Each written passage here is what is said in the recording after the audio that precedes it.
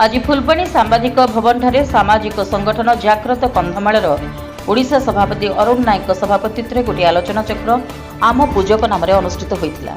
एथिरे मुख्य अतिथि रूपे अवसरप्राप्त सरकारी कर्मचारी संघ सभापति तथा जाग्रत कंधमाल उपदेष्टा सर्वेश्वर मिश्र सम्मानित अतिथि रूपे अन्यतम उपदेष्टा जलंधर बेहरा जोगदेइथिले।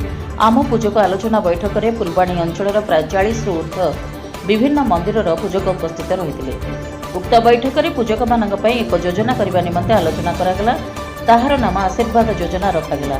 सेमानक पई मासिक 5,000 टंका प्रदान, पुओ झीओं पाठ पढ़ा फीस छाड़ कर झील बह 1 लाख टंका दि जाऊ, भूमिहीन पूजक को 4 सेंट जमी पट्टा सहित आवास योजन अंतर्भुक्त कर निमंते जिलापाल जरिया दाबीपत्र मुख्यमंत्री ओडिशा को दिजाक निष्पत्ति करागला। संगठन साधारण संपादक आईनजीवी सत्यनारायण बेहरा समस्त दाबीगुड़ी को बुझे आसंता दिन में जिलार समस्त मंदिर पूजक मानक उक्त कार्यक्रम अंतर्भुक्त कर प्रतिश्रुति देते। सह संपादक सोमनाथ नायक बैठक परिचालना करते। प्रतिष्ठाता सदस्य रमेश प्रधान, ऋषिकेश बेहरा, रमेश साहानी, सुभाष प्रधान, मृत्युंजय भोई उपस्थित रही सहयोग करते। प्रतिष्ठा सदस्य मिथुन नायक धन्यवाद अर्पण करते।